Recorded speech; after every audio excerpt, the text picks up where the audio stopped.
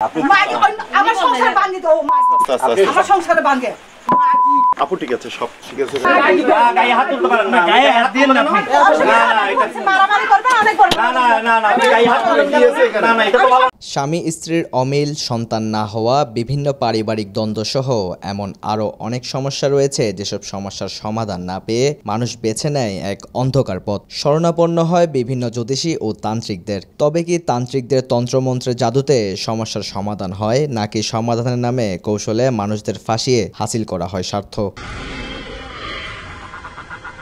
শিউলি আক্তারের বিয়ের পর থেকে ঝগড়া বিবাদ ও মনোমালিন্য হয়ে আসছিল তার স্বামীর সাথে। স্বামী স্ত্রীর মধ্যে বনিবনা না হওয়ায় ভালো কাটছিল না তাদের সংসার জীবন। অনেক চেষ্টা করেও সংসারে সুখ শান্তি ফিরিয়ে আনতে ব্যর্থ হয় শিউলি। কোনো উপায় না পেয়ে শিউলি ছুটে যায় রাঙামাটির বেতবুনিয়া কাউখালী পশ্চিম সোনাইছড়ির তান্ত্রিক পাইচিং মং মারমার কাছে। সমস্যার কথা তান্ত্রিক পাইচিংকে জানানো হলে চিকিৎসার জন্য শিউলিকে নিয়ে যাওয়া হয় গহীন জঙ্গলের এক গোপন কক্ষে। সেখানে চিকিৎসার নামে শিউলির সাথে বিভিন্ন কৌশলে শারীরিক সম্পর্ক গড়ে তোলে তান্ত্রিক পাইচিং।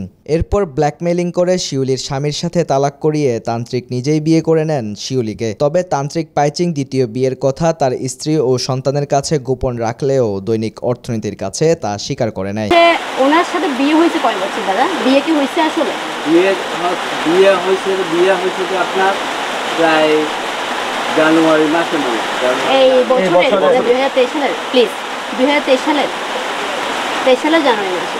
এদিকে বিয়ের পর তান্ত্রিক পাইচিং শিউলির সাথে যোগাযোগ বন্ধ করে দেয়। তাই স্ত্রী মর্যাদা আদায়ে দৈনিক অর্থনীতি সহ অন্যান্য গণমাধ্যম কর্মীদের নিয়ে শিউলি উপস্থিত হয় পাইচিং এর বাসায়। গায়ে হাত তুলতে পারেন না গায়ে হাত দিয়েন না আপনি মারামারি করবে অনেক করবে না আপনি গায়ে হাত তুলে কি আছে না এটা তো ভালো। স্ত্রী হিসেবে শিউলির ভরণ পোষণ বহন করবে বলে আশ্বস্ত করে পাইচিং। সেই সাথে তার পরিবারের সামনে শিউলিকে স্ত্রী হিসেবে স্বীকৃতি দেন তিনি। উনি যে আমাকে বউ হিসাবে ওনার পারিবারিকভাবে স্বীকৃতি দিতে চাচ্ছে না। উনি তো এখন আপনাদের সামনেই বলছে উনি আমাকে ওনার বিবাহিত স্ত্রী আমি। তারপর উনি এখন আমার সাথে সংসার করবে রেগুলার, যা একজন স্ত্রীর যতটুকু অধিকার উনি আমাকে দিবে।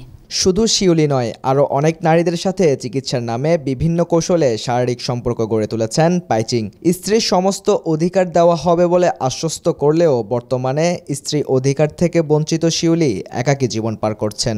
কারো যদি কোনো কিছু না হয়, উপকৃত না হয়, আমার এখানে রোগীরা আসতো না। কথাটা খুব খেয়াল করে আমি এইভাবে রাখার কাজ করার চেষ্টা করি। অন্তত বেশি কিছু না হলে জিন পরিযজ্ঞদের আসক্ত এই যে একজন রোগী, উনি মোটামুটি ভালো হয়ে গেছে। রাকিবুল হাসান, দৈনিক অর্থনীতি।